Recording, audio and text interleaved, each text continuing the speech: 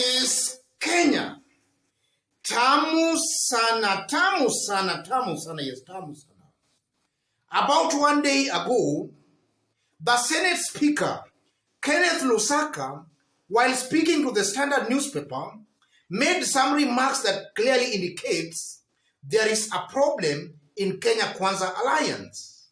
So in this video, I want us to have a look at those remarks as reported by the Standard newspaper, after which, as usual here, we are just going to dissect them to see exactly what they mean politically. Yes. The Standard. Speaker Lusaka, I haven't ditched Jubilee for Ford Kenya. I'm surprised that some of his Wetangula's people are now going around claiming I have ditched Jubilee for Ford Kenya. The deadline for declaring party membership is March 26. I will announce my decision on or before then, Lusaka told the Standard. Those are the remarks by the Senate Speaker, Kenneth Lusaka. And those remarks, ladies and gentlemen, were not actually expected, because upon Mudavadi, Wetangula joining hands with William Ruto, it was widely seen that Kenneth Lusaka would be the automatic candidate for Kenya Kwanza Alliance in Bungoma County as far as gubernatorial race is concerned. And I'm saying that because according to some leaked power sharing formula between Mudavadi, Wetangula and Ruto, Moses Masika Wetangula was to field a candidate for governor in Bungoma and also in Trans Nzoia. And then Mudavadi was to field a gubernatorial candidate in Nairobi and also in Vihiga. But from the look of things, things might not be going according to plan. What does that mean politically? That's our analysis and discussion right now. In case you've just bumped here for the very first time, subscribe, give this video a like. The first meaning to that, Lusaka is not ready to play a second fiddle to Moses Masika Wetangula in Bungoma politics. And I'm saying that because for some times now, it's a given fact that Wetangula and Kenneth Lusaka, they have been having some beef between them. So Kenneth Lusaka finds it a little bit hard to play a second fiddle to Moses Masika Wetangula. Contesting through Ford Kenya means that now he will be under Moses Masika Wetangula. So from where I sit, that has the potential of actually causing division between Wetangula and William Ruto, because the agreement was it's Wetangula's Ford Kenya to produce a gubernatorial candidate in Bungoma. And we might even find Lusaka opting even to contest through UDA, which will just actually aggravate or cause more division between Wetangula and William Ruto. And that is a serious problem, ladies and gentlemen. Secondly, the ground in Western, and in this case, Bungoma, might be very hostile to Ford Kenya and Kenya Kwanza Alliance. And I'm saying that because yesterday, an opinion poll was done and was released yesterday. And the opinion poll indicates that upon Mudavadi Wetangula joining William Ruto, Raila's popularity has risen by about 10% in Western. So the ground in Western might be warming towards Raila Molo Odinga and Azimio. And Kenneth Lusaka might also be feeling the pressure from the ground to join Azimio. So he does not want to come out very boldly to actually state he's in Ford Kenya. He wants to have some time to actually think properly before making an informed decision. And maybe, who knows, we can just find Lusaka dumping William Ruto and joining Azimio.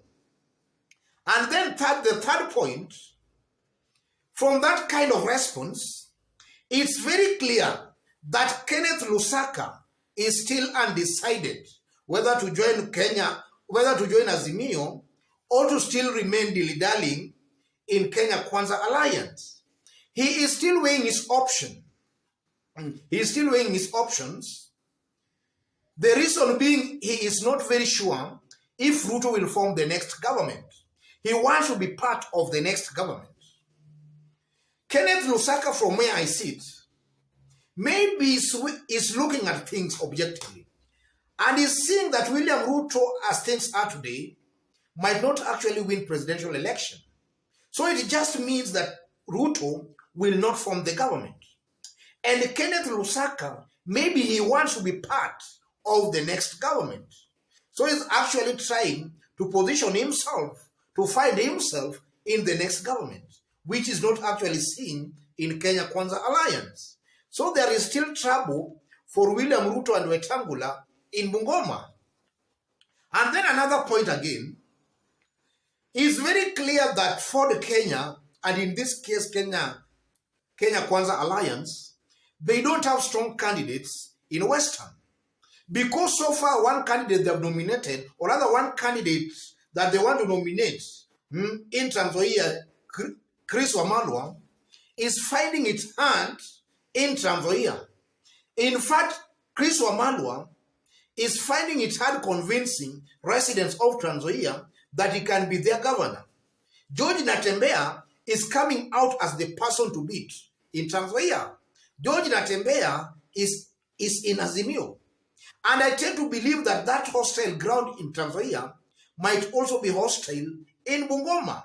So that is discouraging strong aspirants, maybe to contest through Ford Kenya or even Kenya Kwanza Alliance or any other party in Kenya Kwanza Alliance.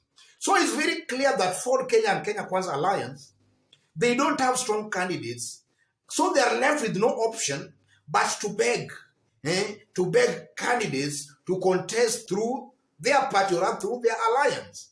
That is an indication enough that William Ruto and his brigade, they are not strong in Western. An indication that most definitely they are losing the Western vote. And then another point, ladies and gentlemen, it's also very clear, looking at what is currently happening in Western, that Mudavadi joining hands with Wetangula, joining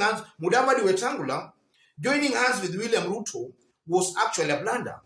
And I'm saying it's a blunder because it has now reduced the race in Western into a two-horse race. In fact, in Western, it's now clear that it's now Raila versus William Ruto.